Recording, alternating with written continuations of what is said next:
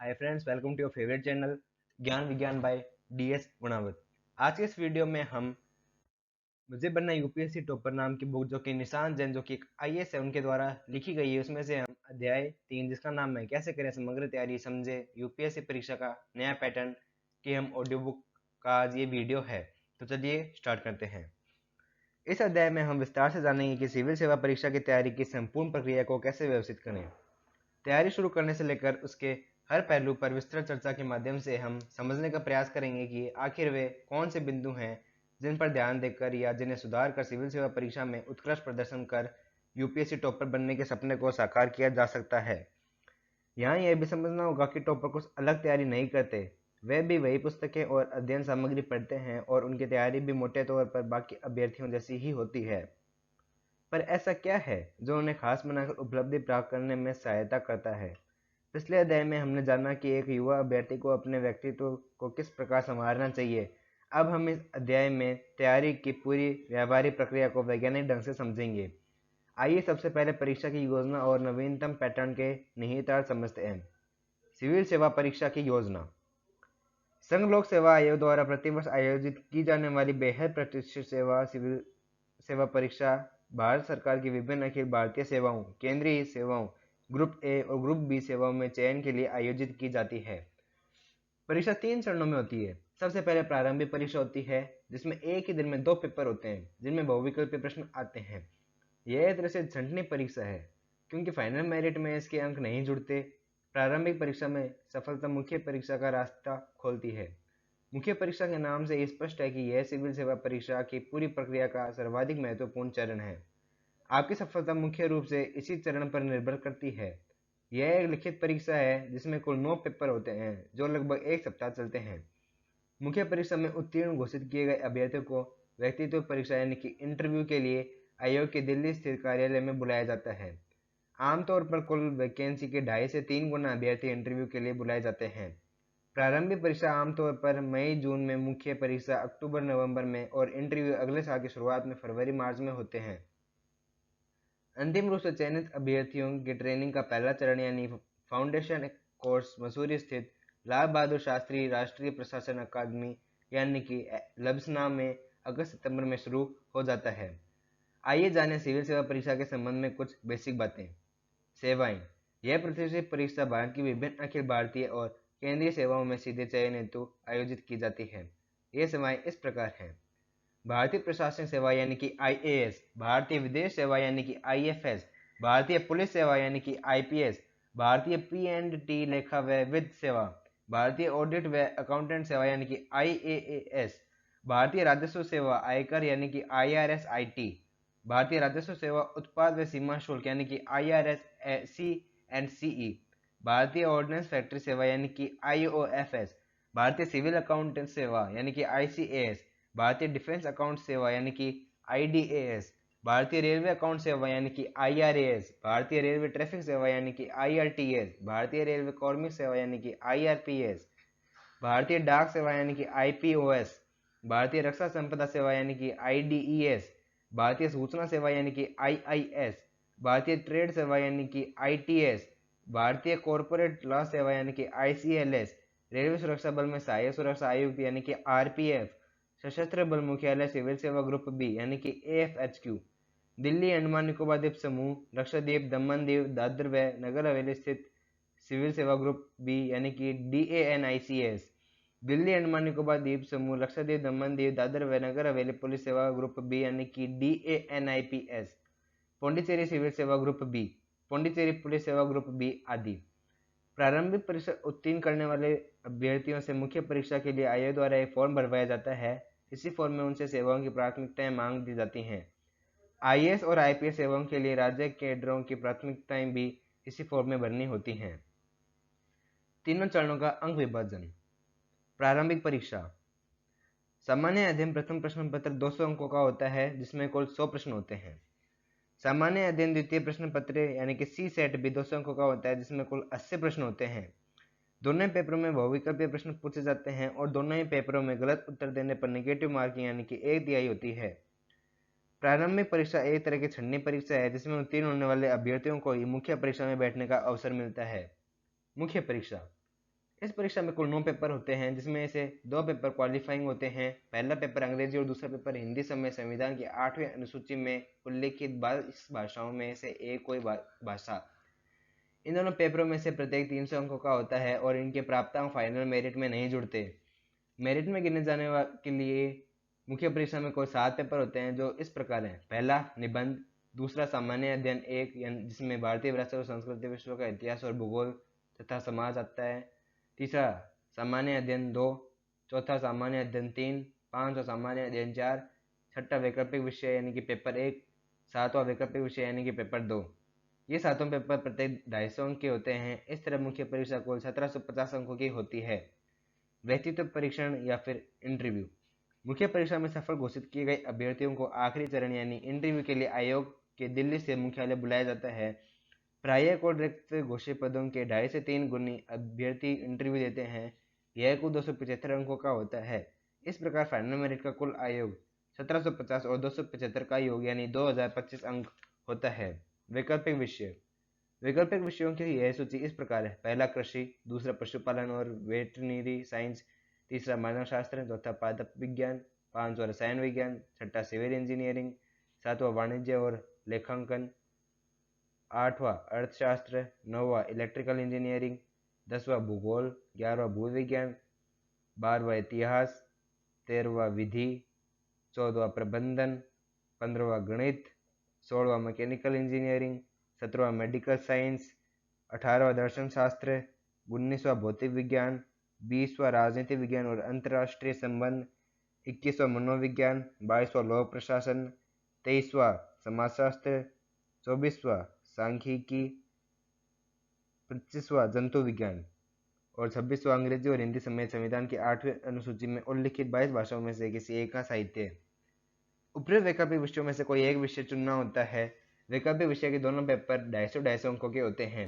वैकल्पिक विषय चयन एवं अन्य पहलुओं पर इस पुस्तक में अलग से दे दिया गया है। क्या है ये नया पैटर्न? संघ लोक सेवा आयोग की सिविल सेवा परीक्षा में पिछले कुछ वर्षों में 2 बड़े परिवर्तन हुए हैं। पहला बदलाव वर्ष 2011 में हुआ, जब प्रारंभिक परीक्षा में बड़ा बदलाव करते हुए आयोग ने वैकल्पिक विषय हटाकर सी सेट की शुरुआत की। अब सामान्य अध्ययन और सी सेट यानी कि सामान्य अध्ययन पेपर 2 दोनों में से प्रत्येक 200 अंकों का है। तब से लेकर वर्ष 2014 तक प्रारंभिक परीक्षा में दोनों पेपरों के अंक बराबर जुड़ते रहे, पर 2015 में प्रीलिम्स में हुए एक और बदलाव के बाद अब पेपर 2 यानी सी सेट के अंक नहीं जोड़े जाते और अब यह क्वालिफाइंग हो गया है।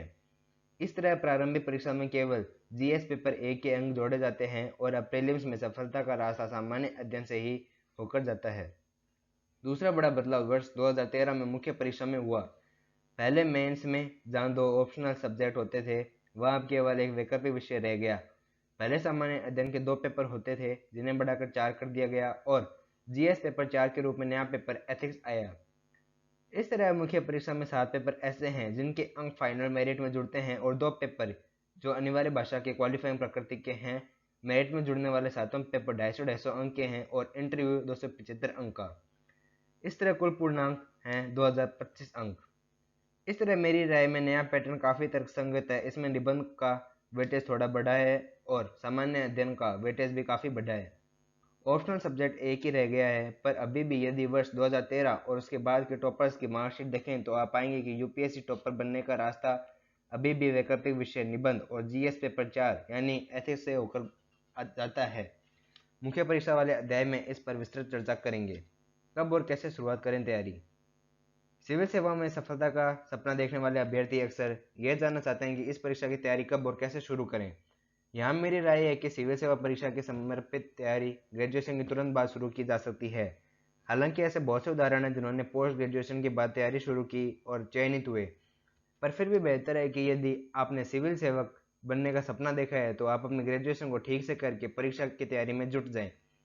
यदि किसी ने इंटरमीडिएट 12वीं के बाद ही आईएएस की परीक्षा देने का निर्णय ले लिया है तो उसके लिए मेरा यह सुझाव है कि वह ग्रेजुएशन और अच्छी तरह करने के साथ साथ सिविल सेवा परीक्षा के प्रति अपना रुझान और झुकाव यानी कि ओरिएंटेशन करना शुरू कर दे। ग्रेजुएशन ठीक से करने का फायदा यह होता है कि आप अपने विषय या स्ट्रीम पर अच्छी पकड़ रखते हैं। इससे न केवल आपके पास एक वैकल्पिक कैरियर तैयार होता है, बल्कि परीक्षा के किसी चरण जैसे इंटरव्यू में आपकी ग्रेजुएशन के विषय से सवाल पूछे जाने पर भी आपको कोई दिक्कत नहीं होती। जो अभ्यर्थी तैयारी शुरू कर रहे हैं वे इसकी शुरुआत प्रतिदिन अखबार पढ़ने, मासिक पत्रिका पढ़ने, पिछले सालों के पेपर देखने और 9वीं से 12वीं कक्षा तक की एनसीईआरटी की पुस्तकें पढ़कर कर सकते हैं। आपके झुकाव का यह फायदा होता है कि जब आप ग्रेजुएशन के बाद पूरी तरह तैयारी में जुट जाते हैं तो आप परीक्षा से नज़दीकी यानी कि फैमिलियरिटी महसूस करते हैं। जैसा कि मैंने पहले कहा कि यदि आप में पहले इस परीक्षा के प्रति रुझान नहीं था और आप अब यानी ग्रेजुएशन और पोस्ट ग्रेजुएशन या रिसर्च के बाद एकदम नए सिरे से सिविल सेवा परीक्षा की तैयारी शुरू करना चाहते हैं तो इसमें कोई भी समस्या नहीं है। कई साथी यह भी जानना चाहते हैं कि इस परीक्षा की तैयारी के लिए कितना समय पर्याप्त है। मैं कहूँगा कि जितने समय में आप पूरा पाठ्यक्रम कवर कर लें। फिर भी मेरी समझ में 1 से 1.5 साल का समय तैयारी के लिए पर्याप्त है। इसके बाद परीक्षा के तीनों चरणों की यही प्रक्रिया भी प्रारंभिक परीक्षा से लेकर अंतिम परिणाम तक कुल मिलाकर 8-9 महीने चल जाती है। अतः इस अनुरूप धैर्य और मोटिवेशन लेवल बनाए रखें। क्या हो परीक्षा का माध्यम? कुछ अभ्यर्थी इस सवाल से भी जूझते हैं कि सिविल सेवा परीक्षा में किस भाषा को परीक्षा माध्यम के रूप में चुना जाए। पहली बात तो यह कि आप यूपीएससी की यह परीक्षा अंग्रेजी और हिंदी समेत 22 भारतीय भाषाओं के माध्यम में दे सकते हैं। लेकिन किसी भी भाषा को माध्यम के रूप में चुनने का अर्थ यह है कि आपकी मुख्य परीक्षा के सभी पेपर क्वालिफाइंग भाषा को छोड़कर उसी भाषा में लिखने होंगे। ऐसा संभव नहीं है कि आप जीएस अंग्रेजी में लिखें और वैकल्पिक विषय हिंदी में। यहाँ तक मुख्य परीक्षा के भाषा माध्यम को चुनने का प्रश्न है, मेरी राय यही है कि आप उसी भाषा माध्यम को चुनें जिस भाषा पर आपका अच्छा अधिकतर हो, जिस भाषा में आप खुद को बेहतर ढंग से अभिव्यक्त कर सकें। जिन अभ्यर्थियों का प्राइमरी कक्षाओं से लेकर ग्रेजुएशन तक एक ही भाषा माध्यम रहा है उनमें कोई कन्फ्यूज़न नहीं होता। उदाहरण के तौर पर मेरी प्राथमिक से लेकर उच्च शिक्षा तक सबका माध्यम हिंदी ही था और मुझे यह स्पष्ट था कि भले ही मेरी अंग्रेजी ठीक ठाक हो पर अभिव्यक्ति के स्तर पर मेरी हिंदी मेरी अंग्रेजी से कहीं बेहतर है। लिहाजा निस्संदेह मैंने यूपीएससी में हिंदी माध्यम चुना। कुछ ऐसे भी अभ्यर्थी होते हैं जिन्होंने 12वीं कक्षा तक हिंदी माध्यम में पढ़ाई की और फिर ग्रेजुएशन या पोस्ट ग्रेजुएशन अंग्रेजी माध्यम में की। ऐसे में कई बार कन्फ्यूजन यह रहता है कि यूपीएससी में कौन सा माध्यम चुने। मेरा मानना है कि यूपीएससी में माध्यम चुनने से पहले एक बार पिछले कुछ वर्षों के पेपर भी देख लें, फिर समझने की कोशिश करें कि किस भाषा में आप पेपर को समझ पा रहे हैं। और उससे भी ज़्यादा महत्वपूर्ण यह है कि किस भाषा में आप खुद को अच्छे से अभिव्यक्त कर पाएंगे। यद्यपि इसमें कोई संदेह नहीं है कि स्टडी मटेरियल और गाइडेंस की दृष्टि में अंग्रेजी माध्यम की स्थिति अपेक्षाकृत बेहतर है, पर आजकल हिंदी माध्यम में भी अच्छी प्रमाणित किताबें और गाइडेंस उपलब्ध होने लगे हैं। मैं यह भी कहना चाहूँगा कि मैं ऐसे सफल अभ्यर्थियों से मिला हूँ जिन्होंने हिंदी के अलावा बाकी भारतीय भाषाओं जैसे तमिल, मराठी, गुजराती आदि को मुख्य परीक्षा के माध्यम के रूप में चुना था। कुल मिलाकर संक्षेप में कहें तो सिविल सेवा परीक्षा में किसी भी भाषा को माध्यम के रूप में चुनने से पहले इन बातों का ध्यान रखें। प्राथमिकता के क्रम में पहला, उस भाषा में आपकी सहजता और अभिव्यक्ति की क्षमता। दूसरा, उस भाषा में उपलब्ध प्रमाणिक स्टडी मटेरियल। तीसरा, उस भाषा में उपलब्ध मार्गदर्शन। चौथा, यूपीएससी परीक्षा में उस भाषा माध्यम का प्रचलन। रही बात इंटरव्यू के माध्यम की, तो इसमें यह छूट उपलब्ध है कि आप जिस भाषा के माध्यम में मुख्य परीक्षा दे रहे हैं उससे अलग किसी अन्य भाषा में इंटरव्यू दे सकते हैं। उदाहरण के तौर पर मैंने ऐसे अनेक अभ्यर्थी देखे हैं जिन्होंने मुख्य परीक्षा अंग्रेजी में दी पर अंग्रेजी बोलने में ज़्यादा सहज न होने के कारण इंटरव्यू अपनी मातृभाषा जैसे हिंदी या मराठी में दिया। कोचिंग करें या नहीं? कोचिंग ज्वाइन करने के बारे में एक बात तो कदम स्पष्ट है कि यूपीएससी में उत्कृष्ट प्रदर्शन के लिए कोचिंग बिल्कुल भी अनिवार्य नहीं है, पर यह भी महत्वपूर्ण है कि हर नए अभ्यर्थी को अच्छे मार्गदर्शन की जरूरत होती ही है। ऐसे में अच्छे कोचिंग शिक्षक, सीनियर या विशेषज्ञ की मदद सहायक हो सकती है। कोचिंग की मदद से स्टडी मटेरियल को समेटा जा सकता है या नहीं यह समझने में मदद मिल सकती है कि क्या पढ़ें और क्या नहीं। इसलिए अच्छी कोचिंग प्रोफेशनल ढंग से तैयारी में मदद कर सकती है। साथ ही कोचिंग में उत्तर लेखन का अभ्यास किया जा सकता है और समय समय पर अपनी तैयारी की समीक्षा की जा सकती है। कभी कभी कोचिंग में आपको कुछ ऐसे सहपाठी दोस्त मिल जाते हैं जो तैयारी के प्रति गंभीर होते हैं और जिनके साथ आप तैयारी में अच्छा ग्रुप डिस्कशन कर सकते हैं। पर आंखें मूंद कर किसी भी कोचिंग संस्थान में प्रवेश ले लेना और अंधानुकरण करना भी उचित नहीं है। इसी प्रकार गैर प्रमाणिक और निम्न दर्जे के स्टडी मटेरियल पर भरोसा करना और विज्ञापनों से अत्यधिक प्रभावित हो जाना भी समझदारी नहीं कही जा सकती। यदि आप कोचिंग में प्रवेश लेते हैं तो वहाँ कक्षाएं करने के साथ साथ अपने आंख कान भी खुले रखें। कहने का मतलब यह है कि प्रमाणिक किताबें, पत्रिकाएं और वेबसाइटें पर भी फॉलो करना जरूरी है।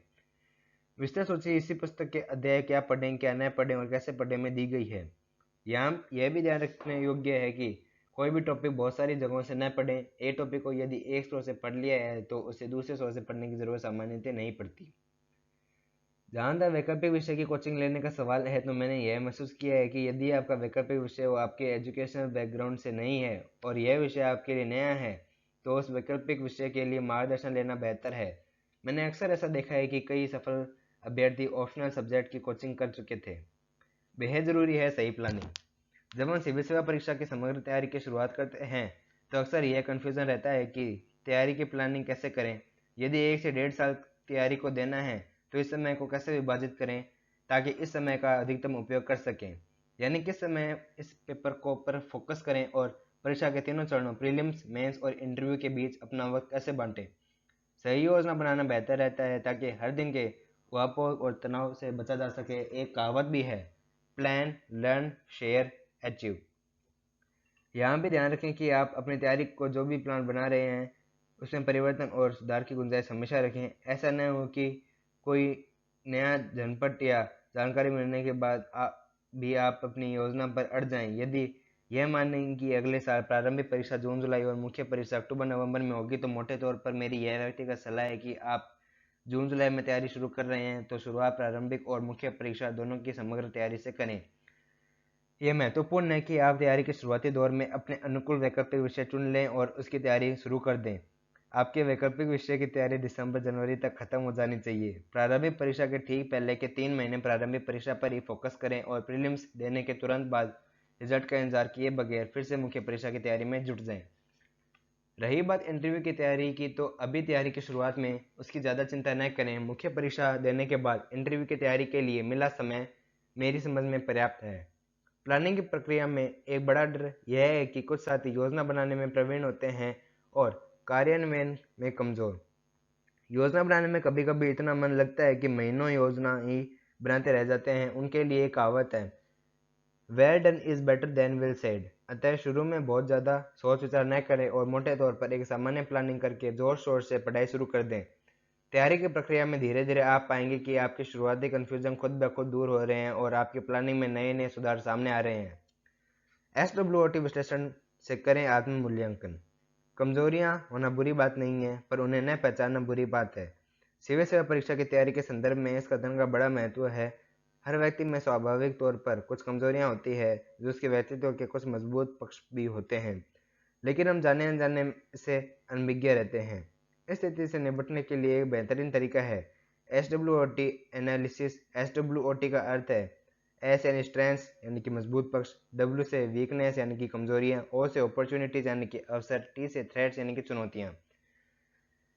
यदि कोई भी अभ्यर्थी तैयारी शुरू करते वक्त या बीच में कभी है SWOT विश्लेषण कर ले, तो वह अपना मूल्यांकन स्वयं कर सकता है। हालांकि इस आत्म मूल्यांकन में अपने परिवार, शिक्षकों और साथियों की बेहिचक मदद ली जा सकती है। यदि हम अपने कमजोर एवं मजबूत पक्षों को समझ पाएं, तो हम विशेष ध्यान देकर मजबूत पक्षों को और निखार सकते हैं तथा कमजोर पक्षों से ये सकने वाले नुकसान को कम तो कर ही सकते हैं। साथ ही तैयारी की प्रक्रिया में मिलने वाले अवसरों और चुनौतियों के प्रति सचेत होकर भी भविष्य की त्रुटियों से बच सकते हैं। जोखिम विश्लेषण यानी कि रिस्क एनालिसिस। किसी भी प्रोजेक्ट की शुरुआत से पहले अमूमन अर्थशास्त्र में हम कॉस्ट बेनिफिट एनालिसिस और रिस्क एनालिसिस करते हैं, ताकि हम किसी भी परियोजना के भावी फायदे, नुकसान और उसमें शामिल जोखिम को समझकर निर्णय ले सकें। यद्यपि सिविल सेवा परीक्षा से इसका प्रत्यक्ष तौर पर संबंध नहीं है, फिर भी मैं ये सलाह दूंगा कि मोटे तौर पर आप अपना भावी फायदे, नुकसान और जोखिम को समझ लें। मसलन आप अगर सिविल सेवा परीक्षा की तैयारी फुल टाइम समर्पित होकर कर रहे हैं, तो एक बार यह सोचकर देखें कि यदि आप यह तैयारी फिलहाल नहीं कर रहे, तो आप क्या किसी उत्पादक गतिविधि या आर्थिक क्रिया में संलग्न होते, जैसे नौकरी, बिजनेस, कृषि, स्वयं रोजगार या कुछ और।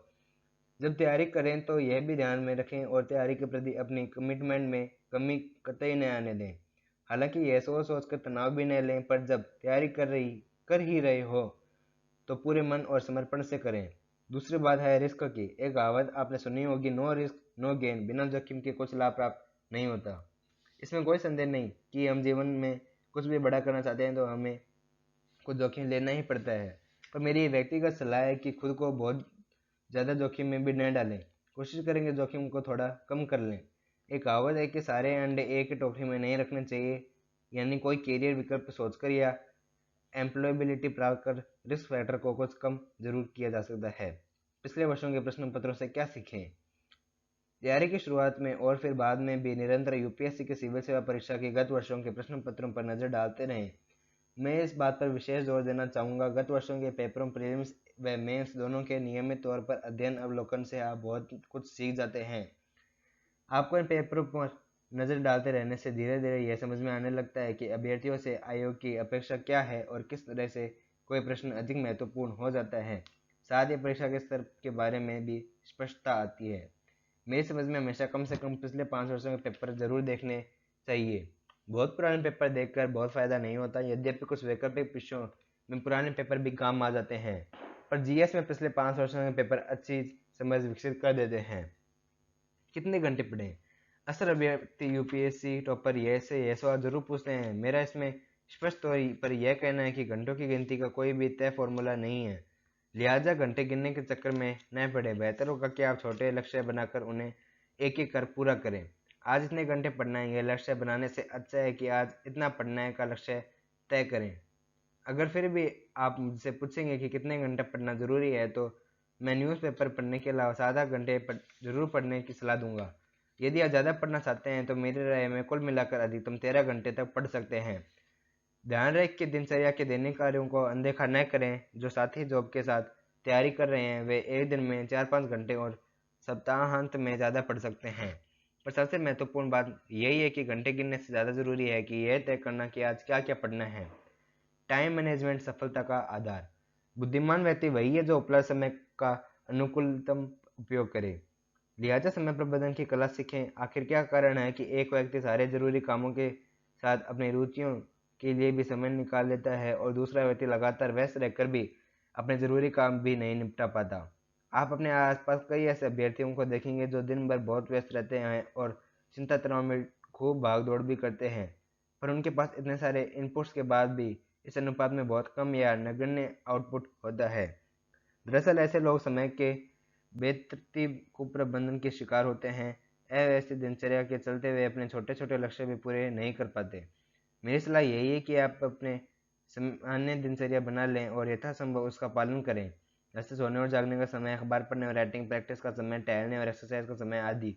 अक्सर ऐसा भी होता है कि हम शानदार दिनचर्या बना तो लेते हैं पर उसे लागू नहीं कर पाते हैं। एक और बात अक्सर होती है, अमूमन हम लोग तय दिनचर्या का 100% पालन नहीं कर पाते और तनाव ले लेते हैं। हम में से कोई भी परफेक्ट नहीं है, इसलिए यदि दिनचर्या आगे पीछे दाएं बाएं हो भी जाए तो नायक परेशान न हो और पीछे का तनाव लिए बगैर आगे बढ़ते जाएं। ज़्यादातर जॉब के साथ तैयारी का प्रश्न है तो मेरी समझ में नौकरी के साथ तैयारी दो तरह से होती है। एक तो आप अपनी तैयारी शुरू ही नौकरी के साथ करें और दूसरा तरीका यह है कि आप पहले 1-1.5 साल समर्पित होकर एक बार पूरी तैयारी कर चुके हैं और फिर आपने कोई पार्ट टाइम या फुल टाइम नौकरी ज्वाइन कर ली। दूसरे तरीके में कोई समस्या ही नहीं है। यदि आप एक बार पूरा सिलेबस कवर कर चुके हैं तो फिर नौकरी करते करते आराम से रिवीजन किया जा सकता है और नया करंट अफेयर्स भी तैयार किया जा सकता है। पर यदि आप तैयारी की शुरुआती नौकरी के साथ कर रहे हैं तो डगर थोड़ी मुश्किल है, पर का पर संभव नहीं। कभी कभी तो ऐसे भी होता है कि हम दिन भर खाली रहकर समय का उतना सदुपयोग नहीं कर पाते जितना नौकरी में व्यस्त रहने पर कर लेते हैं। जब हमारे पास कुछ घंटे ही पढ़ने के लिए होते हैं तो हम बिना समय व्यर्थ किए कम समय में अच्छे से तैयारी करते हैं। फिर सप्ताहांत में होने वाले छुट्टी का भी बखूबी उपयोग किया जा सकता है। कहने का अर्थ है कि जॉब के साथ तैयारी चुनौतीपूर्ण तो है पर असंभव नहीं। जॉब करने का एक सकारात्मक पहलू यह भी है कि आपका आत्मविश्वास एवं अनुभव बढ़ता है और आपको तनाव मुक्त रहकर तैयारी करने में भी मदद मिलती है। नोट्स कैसे बनाएं? अनेक सफल अभ्यर्थी अपनी रणनीति में नोट्स बनाने को काफ़ी महत्व देते हैं। इसमें कोई भी संदेह नहीं कि खुद को नोट्स बनाना काफ़ी कारगर होता है। इसके कुछ बड़े फायदे होते हैं, जैसे एक तो आपका पाठ्यक्रम संक्षेप में तैयार हो जाता है और रिवीजन में आसानी हो जाती है, और दूसरा यह है कि जब आप स्टडी मटेरियल को पढ़कर संक्षेप में अपनी भाषा में लिखते हैं तो न केवल आपको वह स्वतः याद हो जाता है बल्कि जाने अनजाने राइटिंग स्किल भी डेवलप होती है। नोट्स बनाने के सबके अलग अलग तरीके हैं, जैसे कोई अभ्यर्थी सारी अध्ययन सामग्री का अलग से नोटबुक में नोट्स बनाता है तो कोई पुस्तक में ही हाईलाइट या अंडरलाइन करके काम चला लेता है, या कोई अभ्यर्थी सुविधा अनुसार कहीं पूरे नोट्स बनाता है तो कहीं हाईलाइट अंडरलाइन करता है। मेरे विचार में आप दोनों में से कोई भी तरीका या फिर दोनों ही तरीके एक साथ अपनी सुविधा के अनुसार अपनाएं। बस नोट्स बनाने का उद्देश्य जरूर पूरा होना चाहिए। पर नोट्स बनाते समय कुछ बातें जरूर ध्यान रखें, जैसे मिसाल के तौर पर एक पेज पर इतना अंडरलाइन न करें कि महत्वपूर्ण अंश ढूंढ ही न पाएं। दूसरा यह कि काफ़ी संक्षिप्त नोट्स बनाएं। ध्यान रहे आपको कई नई पुस्तकें नहीं लेनी हैं, बल्कि आप अपनी तैयारी और रिवीजन को सुविधाजनक बनाने के लिए नोट्स बना रहे हैं। नोट्स बनाने के संबंध में मेरा एक और सुझाव है, आप चाहे तो एक छोटी सी डायरी बना लें, जिसमें तारीखवार यह लिखते जाएं कि कौन सा टॉपिक किस स्टडी मटेरियल या पुस्तक से आपने तैयार किया। ये छोटा सा काम परीक्षा के नज़दीक आने पर रिविजन के वक्त आपकी मदद करेगा। परीक्षा के ठीक पहले होने वाले तनाव से बचने का एक कारगर उपाय यह भी है कि आप पहले ही ये तय कर लें कि परीक्षा के ठीक एक सप्ताह पहले या एक दिन पहले आप क्या क्या पढ़ेंगे और किन के महत्वपूर्ण टॉपिक या नोट्स का रिवीजन करेंगे, क्योंकि परीक्षा के ठीक एक दिन पहले का अत्यधिक तनाव आपके प्रदर्शन पर असर डाल सकता है। यद्यपि परीक्षा के कुछ दिन पहले सबको तनाव महसूस होता है और यह काफ़ी स्वाभाविक है। कैसे करें पढ़ाई? स्मार्ट स्टडी के टिप्स। आप अक्सर अपने आसपास ऐसे छात्रों को देखेंगे जो दिन रात जमकर पढ़ाई में जुटे रहते हैं, पर जब आउटपुट या परीक्षा में परफॉर्मेंस की बारी आती है तो वे पीछे रह जाते हैं। इसके विपरीत कुछ ऐसे अभ्यर्थी भी होते हैं जो पढ़ाई तो अपेक्षाकृत कम करते हैं, पर करते हैं स्मार्ट और व्यवस्थित तरीके से, और जब परीक्षा में आउटपुट की बारी आती है तो शानदार प्रदर्शन कर बाजी मार लेते हैं। दरअसल ऐसे अभ्यर्थी स्मार्ट स्टडी करते हैं। मैं यहाँ कम मेहनत करने की सलाह नहीं दे रहा हूँ, पर मेरे कहने का यह अभिप्राय है कि हम पढ़ाई और मेहनत में जितना इनपुट दे रहे हैं उसके अनुरूप हमारा आउटपुट या परिणाम भी होना चाहिए। इसका एक तरीका तो है परीक्षा हॉल में बेहतर प्रदर्शन, जिसकी चर्चा इसी अध्याय में की गई है। दूसरा तरीका है अपने पढ़ाई के तरीके में सुधार, यानी स्मार्ट स्टडी। मेरी राय में स्मार्ट स्टडी की कुछ टिप्स इस प्रकार हैं। पहला, पढ़ाई को एंजॉय करें। मेरे कहने का मतलब है कि यूपीएससी की सिविल सेवा परीक्षा की तैयारी की समग्र प्रक्रिया ही स्वयं में बहुत व्यापक और समग्र है। इसमें आप जीवन के विविध पहलुओं जैसे सामाजिक, सांस्कृतिक, आर्थिक, राजनीतिक, दार्शनिक, वैज्ञानिक, तकनीकी और समसामयिक घटनाक्रम आदि से रूबरू होते हैं। इस तैयारी की प्रक्रिया में आप हर रोज जो कुछ भी नया सीखें उसका आनंद लें और इसे एंजॉय करें। इससे आपको एक सुखद सी संतुष्टि मिलेगी और बैग के तनाव से मुक्ति मिलेगी, सो अलग। दूसरा, कम पढ़ें ज़्यादा गुनें, यानी जो पढ़ें उसे समझे बगैर आगे न बढ़ें। इसे ही मनन और चिंतन कहते हैं। तीसरा, यूपीएससी की तैयारी में स्टडी मटेरियल भरपूर होता है। मेरी सलाह है कि पुस्तकों को समेटने की कोशिश करें, फैलाएं नहीं। एक कहावत भी है, it is better to read one book for 10 times than to read 10 books for 1 time.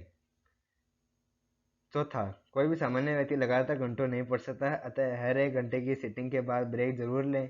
इसमें धीमा संगीत सुनते हुए थोड़ा टहल सकते हैं। कुल मिलाकर पढ़ाई निराश न हो, अतः पढ़ाई के दौरान ब्रेक लेते रहें। पाँचवा, पढ़ाई का दिखावा न करें। मतलब यह नहीं कि आप चोरी छिपे पढ़ाई करें, खुलकर पढ़े पर उसका ढिंढोरा भी न पिटें। आपकी सफलता खुद शोर मचाएगी। छठा, ग्रुप डिस्कशन से लंबे समय तक याद रखने में आसानी होती है और नए विचार सामने आते हैं, सो अलग, अतः दोस्तों से विचार विमर्श करें। सातवां, पाठ्यक्रम को अधिकाधिक कवर करें।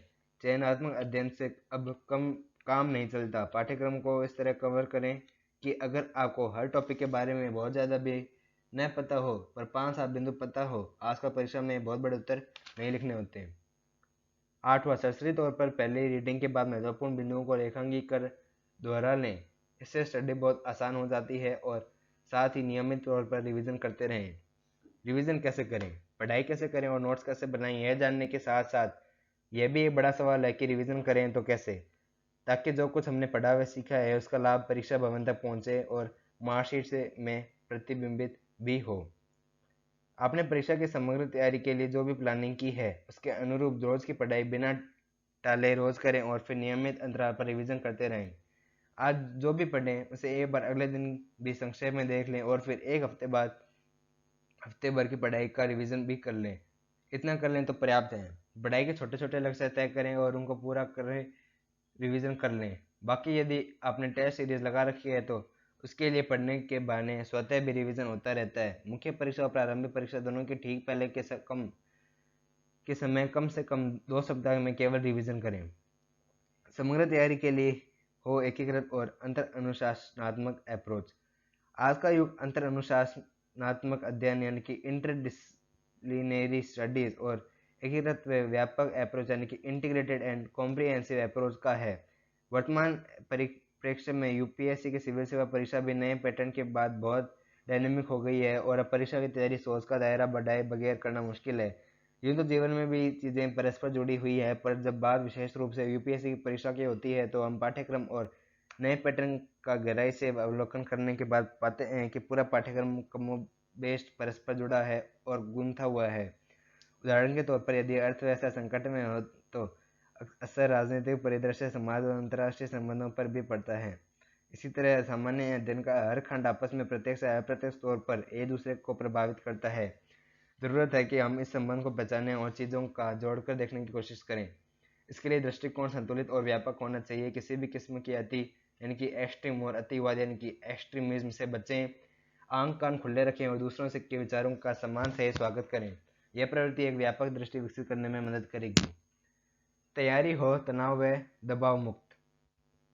आपने अपने आसपास ऐसे अनेक साथी देखे होंगे जो हर समय चिंता, तनाव व उहापोह की स्थिति में रहते हैं और एक अनजाने वजह से आशंकित से रहते हैं। उनमें से कई तो ऐसे होते हैं जो सब कुछ ठीक होने के बावजूद तनाव लेने के आदी से हो जाते हैं। इस चक्कर में ज़्यादातर साथी न तो अपने शारीरिक व मानसिक स्वास्थ्य का ख्याल रखते हैं और न ही अपनी रुचियों को आनंद ले पाते हैं। वे हर खुशी को भविष्य के आरक्षित कर देते हैं। जब परीक्षा में मैं अंतिम रूप से सफल होऊंगा तभी मैं खुश होऊंगा।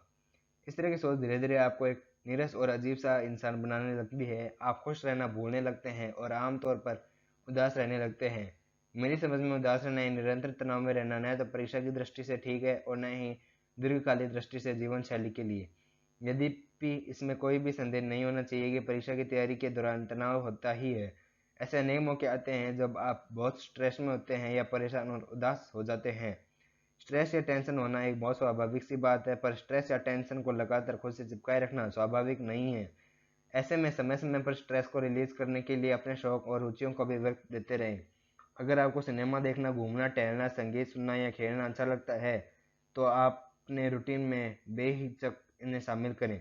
रोज़ नहीं तो हफ्ते में ही सही। उदाहरण के तौर पर डायरी लिखना एक बेहतरीन हॉबी है जिससे स्ट्रेस भी कम होता है और लिखने की आदत भी विकसित होती है। साथ ही छोटी छोटी खुशियाँ सेलिब्रेट करें। आज की खुशी को कल के लिए स्थगित न करें। तनाव मुक्त और दबाव मुक्त होकर तैयारी करने के तरीकों में से एक महत्वपूर्ण तरीका है एक वैकल्पिक कैरियर के बारे में विचार कर लेना। रोजगार यानी कि एम्प्लॉयमेंट होना या रोजगार पाने की योग्यता यानी कि एम्प्लॉयबिलिटी होना तनाव को घटाने में काफ़ी मदद करते हैं। कोई भी कैरियर विकल्प न सोचकर सारा दारोमदार एक परीक्षा पर रखना भविष्य में तनाव का कारण बन सकता है, क्योंकि कोई भी व्यक्ति सिविल सेवा परीक्षा या किसी भी प्रतियोगी परीक्षा की अनिश्चितता को देखकर सुनिश्चित सफलता का दावा नहीं कर सकता। एक कहावत यह भी है कि चांद बनने की ख्वाहिश करें, कहीं तारे बनकर तो लटक ही जाएंगे। Shoot for the moon, even if you miss you will land among the stars. एक ऐसी सफलता आपकी पूरी जिंदगी को परिभाषित नहीं करती, सितारों के आगे जहां और भी है। सफलता की राह अभी बंद नहीं हुई है। इस संबंध में इसी पुस्तक के अध्याय सिविल सेवा परीक्षा बनाम अन्य कैरियर विकल्प सितारों के आगे जहां और भी है में चर्चा की गई है। अंत में यह है कि अपने शारीरिक व मानसिक स्वास्थ्य को कतई अनदेखा न करें। परिवार और दोस्तों से कटकर बिल्कुल अकेले रहने का रवैया आपकी कोई मदद नहीं करेगा, बल्कि तनाव और अवसाद ही बढ़ाएगा। यदि आप स्वयं को अवसाद या दुश्चिंता से ग्रस्त महसूस करें तो किसी काउंसलर या क्लिनिकल साइकोलॉजिस्ट से सलाह लेने में बिल्कुल न हिचकिचाएं। स्वस्थ रहें, सहज रहें, व्यस्त रहें, मस्त रहें। Manjhi the mountain man film के नायक दशरथ मांझी की तरह हर मोड़ पर शानदार जबरदस्त जिंदाबाद का मंत्र गुनगुनाते रहें। परफेक्शनिस्ट न बने। कभी कभी परीक्षा की तैयारी के दौरान हम परफेक्ट बनना चाहते हैं और हर चीज़ को बेस्ट तरीके से करना चाहते हैं, जैसे हमारे study material, coaching, test series, revision, notes, दिनचर्या सभी को सर्वश्रेष्ठ होना चाहिए। तभी हमारी बेस्ट रैंक आएगी और हम यूपीएससी टॉपर बनेंगे। परफेक्शनिस्ट बनने का यह आग्रह ही खुद से एक ज्यादती है, क्योंकि कोई भी चीज़ या कोई भी व्यक्ति स्वयं में पूर्ण या परफेक्ट नहीं होता। एक कहावत भी है, there is no perfect way, there are many good ways. किसी व्यक्ति या टॉपर को परफेक्ट समझने के चक्कर में हम आंखें बंद करके उसका अनुकरण करने लगते हैं। मेरा यही आग्रह है कि प्रेरणा लें पर अंधानुकरण न करें। यहाँ यह भी समझना जरूरी है कि टॉपरों और अभ्यर्थियों में कुछ भी बहुत ज़्यादा फर्क नहीं होता। ज़्यादातर टॉपर सफलता के बाद खुद स्वीकारते हैं कि उन्हें इस बात का अंदाज़ा नहीं था कि वे ऐसा असाधारण प्रदर्शन करेंगे।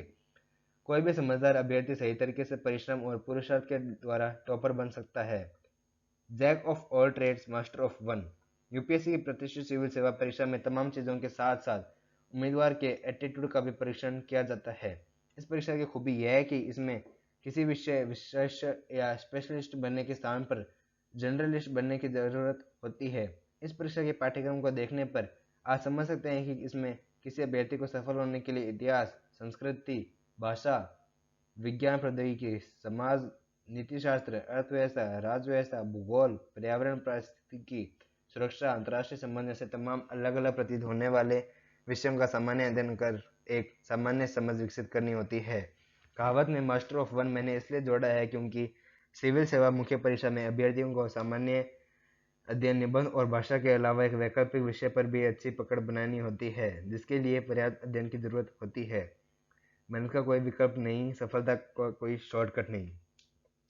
कर्म करने वाले लोगों में शामिल हों क्योंकि उनकी संख्या कम होने के कारण प्रतियोगिता बहुत कम है और आपकी सफलता के अवसर ज़्यादा। किसी लेखक की यह उक्ति यूपीएससी की सिविल सेवा परीक्षा के अभ्यर्थी पर काफ़ी सटीक बैठती है। कठिन परिश्रम और अध्यवस्था का कोई विकल्प नहीं है। इसी तरह सफलता का कोई शॉर्टकट या तय फॉर्मूला भी नहीं है। कुछ लोग मेहनत से जी चुराने के लिए या अन्य कारणों से परिस्थितियों का दोष देने लगते हैं। आप न तो संसाधनों की कमी से डरें और न ही परिस्थितियों को दोष देने की आदत विकसित होने दें। आप युवा हैं और सकारात्मक ऊर्जा से भरपूर हैं तथा सशक्त व सक्षम समाज एवं राष्ट्र के निर्माण में आपकी बड़ी भूमिका है। अंग्रेजी के कवि R.W. एमर्सन ने लिखा भी है, brave man who work while others sleep, who dare while others fly, they build a nation's pillars deep and lift them to the sky। Writing practice में आलस्य न करें। पढ़ने के साथ साथ लिखना और चर्चा करना भी जरूरी है। कुछ अभ्यर्थियों को मैंने देखा है कि उनकी पढ़ाई करने का स्तर भी अच्छा है और वे अच्छा लिख भी सकते हैं, पर वे अक्सर लिखने में कतराते हैं। मैं राइटिंग स्किल बेहतर बनाने के इच्छुक दोस्तों से यही कहूँगा, लिखिए लिखिए और लिखिए। आप एक बार हिम्मत करके लिखना शुरू तक कीजिए। किसी भी काम को शुरू करना ही सबसे ज़्यादा मुश्किल होता है, लेकिन अभ्यास शुरू करने के बाद धीरे धीरे आप पाएंगे कि उत्तर लेखन में आपका आत्मविश्वास बढ़ने लगा है। उत्तर लेखन के लिए सबसे ज़्यादा आवश्यक चीज़ आत्मविश्वास है, जो लिखने से ही आता है। धीरे धीरे आपकी गलतियों में सुधार होने लगेगा और मुख्य परीक्षा आने तक आपके उत्तरों की क्वालिटी बेहतर हो जाएगी। मैं अभ्यर्थियों को लेखन कौशल इंप्रूव करने का एक मंत्र देता हूँ। आप सामान्य अध्ययन के उत्तर लेखन अभ्यास के अलावा एक काम और करें। हर हफ्ते एक निबंध और 2 केस स्टडी लिखने की प्रैक्टिस जरूर करें, वह भी बगैर लाइनों वाले ब्लैंक सफ़ेद पेज पर। यूपीएससी परीक्षा में भी उत्तर बिना रेखा वालों पर खाली पेज पर ही लिखने होते हैं। यदि आपने हर हफ्ते यह काम कर लिया तो आपको फिर कभी लेखन अभ्यास से दूर भागने की जरूरत नहीं पड़ेगी और आप भरपूर आत्मविश्वास के साथ मुख्य परीक्षा लिखेंगे। विस्तृत जानकारी के लिए इसी पुस्तक का एक अन्य अध्याय उत्कृष्ट लेखन कौशल सफलता का आधार पढ़ें। न कहना सीखें। तैयारी के श्रमसाध्य प्रक्रिया के दौरान अक्सर हम बिना काम के व्यस्त रहते हैं, जिसका एक कारण होता है सबको खुश रखने की कोशिश में लगे रहना। यानी हम अपने हर रिश्तेदार, हर दोस्त, हर जान पहचान वाले व्यक्ति की हर और काम को हाँ कह देते हैं और सबको खुश रखने के चक्कर में अपनी प्राथमिकताओं को नज़रअंदाज कर बैठते हैं। मैं ये नहीं कहता कि आप रिश्ते या दोस्ती न निभाएं, पर इसका अर्थ यह तो नहीं कि आप सबको खुश रखने के चक्कर में अपना ही नुकसान कर लें।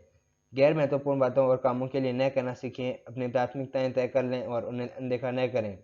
हिंदी के सुप्रसिद्ध साहित्यकार जयशंकर प्रसाद ने अपना एक नाटक में लिखा था, महत्वाकांक्षा को मति निष्ठुरता के सीप में पालता है। कन्फ्यूजन से बचें।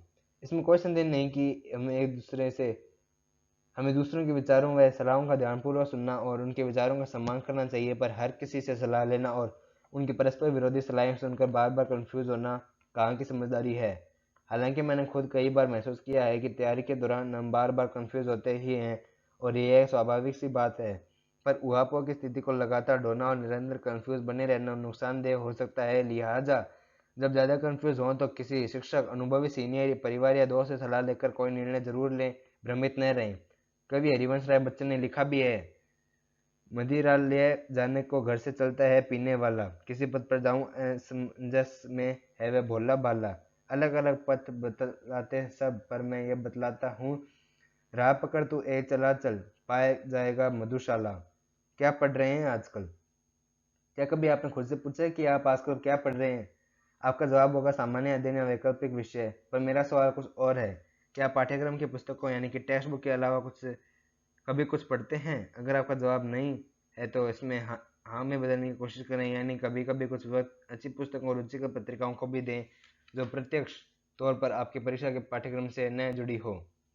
ये किताबें और पत्रिकाएं भले ही सीधे सीधे आपकी तैयारी में काम नहीं आती, पर जाने अनजाने ये किताबें आपकी सोच के दायरे को व्यापक बनाती हैं, आपका ज्ञान और अनुभव बढ़ाती हैं, आपका मनोरंजन करती हैं और आपका शब्द ज्ञान बढ़ाकर आपके लेखन कौशल में सुधार की दिशा भी खोलती हैं। उदाहरण के तौर पर रीडर्स डाइजेस्ट, कादम्बिनी, आहा जिंदगी जैसी पत्रिकाएं या जानने माने लेखकों का साहित्य अथवा नेशनल बुक ट्रस्ट और प्रकाशन विभाग हो सकती है। इस तरह जनरल रीडिंग हैबिट आपकी सोच की गहराई और दायरा बढ़ाती है। जनरल रीडिंग हैबिट केवल किताबों और पत्रिकाओं से ही नहीं, सोशल मीडिया से भी विकसित होती है। मुझे यह स्वीकारने में कोई संकोच नहीं है कि मेरे वैचारिक चेतना और भावबोध के विस्तार में और मुझे नए नए विचारों से अवगत कराने में पुस्तकों व पत्रिकाओं के साथ साथ अच्छे लोगों की संगति और फेसबुक जैसे सोशल मीडिया साधनों ने काफ़ी महत्वपूर्ण भूमिका निभाई है। अगर सोशल मीडिया का इस्तेमाल संभलकर और संतुलित ढंग से किया जाए तो यह बाधक नहीं, सहायक भी हो सकता है। मैच्योरिटी यूपीएससी की यह प्रतिष्ठित सेवा परीक्षा अभ्यर्थी से एक स्तर की समझदारी और परिपक्वता की अपेक्षा करती है। यह मैच्योरिटी उम्र के सापेक्ष हो, यह जरूरी नहीं है। कोई छात्र कम उम्र में भी मैच्योर हो सकता है और कोई काफ़ी उम्र में भी नहीं। इस मैच्योरिटी से मेरा मतलब हमेशा गंभीर बातें करना या दूसरों पर अपने ज्ञान और अनुभव का आरोप जमाना नहीं है। इस मैच्योरिटी का मतलब है संतुलित दृष्टिकोण, इंटीग्रेटेड अप्रोच, रीडिंग हैबिट, लेखन कौशल जैसे गुणों का विकास, और यह समय के साथ धीरे धीरे किया जा सकता है। जब हम किसी सफल व्यक्ति को देखते हैं तो हम उसकी उपलब्धियों, खुशियों और उसे प्राप्त सुविधाओं को तो देते हैं, पर उसके वर्तमान और अतीत के संघर्ष व परिश्रम को नजरअंदाज कर देते हैं। जबकि हर सफल व्यक्ति की सफलता के पीछे एक अंतहीन संघर्ष छिपा होता है जो उसे दिन प्रतिदिन और परिपक्व बनाता है। मैच्योरिटी विकसित करने का एक और तरीका है अच्छी आदतें विकसित करना। दरअसल हमारे जीवन और काम काज में नई आदतें विकसित करने और पुरानी आदतें धीरे धीरे छोड़ने का बड़ा महत्व है। मिसाल के तौर पर पढ़ने के साथ साथ लिखने की आदत डालना तथा अतिवाद से बचने की आदत आपको परिपक्वता की ओर ले जाती है। साथ निभाए जैन दर्शन के ग्रंथ तत्वार्थ सूत्र में एक सूत्र है, परस्परोपग्रह जीवानाम। इसका अर्थ यह है कि सजीव प्राणी एक दूसरे की सहायता करके लाभान्वित होते हैं। अतः मेरी यह सलाह है कि मदद लेने और करने में हिचकिचाएं नहीं, आपस में चर्चा करें और जानकारियां व विचार साझा करें। जो नया सीखें उसे शेयर करें, बताने से याद रहता है। यदि हमने कोई गलती या त्रुटि की तो हमेशा हमारा साथी भी वही गलती करे, इसमें कौन सी समझदारी है। मत भूलें कि ज्ञान बांटने से बढ़ता है। अच्छा गाइड, अच्छा टीचर, अच्छा दोस्त हो तो तैयारी आसान हो जाती है। तैयारी में निरंतर आपका मनोबल बनाए रखने में परिवार के साथ दोस्तों, सहपाठियों, रूममेट की भूमिका महत्वपूर्ण होती है। बस नकारात्मक सोचने वालों लोगों से दूर रहें। एक और बात, अगर हमारा दोस्त या परिचित सफल हो तो निस्संदेह हमें खुशी होनी चाहिए। हमारी सफलता कभी भी अकेले खुद की नहीं होती, उसमें सभी का सहयोग और योगदान होता है। परीक्षा भवन में मेरा हमेशा से यह मानना रहा है कि सारी तैयारी एक तरफ और परीक्षा हॉल में आपका प्रदर्शन एक तरफ। चूंकि परीक्षक आपके ज्ञान और समझ का अंदाजा आपकी उत्तर पुस्तिका से ही लगाते हैं, अतः परीक्षा भवन की रणनीति काफ़ी महत्वपूर्ण है। लिहाजा परीक्षा के ठीक पहले और परीक्षा के दौरान परीक्षा हॉल में कुछ बातों का जरूर ध्यान रखें। पहला, परीक्षा के ठीक पहले वाले दिन पढ़ाई का बहुत तनाव न लें, हल्का व सुपाच्य भोजन लें और पूरी नींद लें। दूसरा, परीक्षा के समय के मुताबिक कुछ दिन पहले से ही सोने और जागने का शेड्यूल बना लें ताकि परीक्षा के दिन सुबह तरोताज़ा उठें। तीसरा, पेपर मिलते ही कुछ क्षण उसे पलट कर देखें। एक प्रश्न पर कितना समय देना है यह पहले से ही तय करें लें और उस समय सीमा का पालन सुनिश्चित करें। चौथा, कोशिश करेंगे पेपर में आए सारे प्रश्न हल करें। यदि अंत में समय न बचे तो आखिरी के सवालों के उत्तर की रूपरेखा या बिंदु ही लिखाएं। पांचवा, प्रस्तुतिकरण हमेशा महत्वपूर्ण होता है, अतः साफ सुथरे ढंग से पठनीय हैंडराइटिंग में उत्तर लिखिए। महत्वपूर्ण बातों को बेहिचक अंडरलाइन करें। यद्यपि अलग अलग रंगों के पेन का प्रयोग करने के लिए उतना समय नहीं होता, पर आप चाहें तो नीली स्याही के साथ काली स्याही इस्तेमाल कर सकते हैं। छठा, आप जानते हैं कि यह प्रश्न या उत्तर पुस्तिका यानी कि क्वेश्चंस कम आंसर बुकलेट का प्रयोग होने लगा है। इसमें प्रश्नों के उत्तर उसी के साथ निर्धारित स्पेस में ही देने होते हैं। ऐसे में मेरी व्यक्तिगत सलाह है कि शुरुआत में से अंत की ओर क्रम से उत्तर हल करते जाएं। पहले जब उत्तर पुस्तिका पेपर से अलग होती थी तो हम वह उत्तर पहले लिखते थे जो हमें सबसे अच्छा आता था, पर अब यह पुराना तरीका अप्रासंगिक हो गया है। सातवां, सब सीमा का ठीक से पालन करें। परीक्षा हॉल में बैठकर शब्द न गिने, पहले ही यह जान लें कि एक पेज पर आप अमूमन कितने शब्द लिखते हैं। उसी के अनुरूप उत्तर लिखते समय उत्तर का आकार निर्धारित करें। मेरी एक सलाह यह भी है कि शब्द सीमा से थोड़े बहुत अंतर से न घबराएं। यदि 200 शब्दों में उत्तर लिखना है और आपने कोई उत्तर 170 शब्दों में लिख दिया तो कोई समस्या नहीं होनी चाहिए।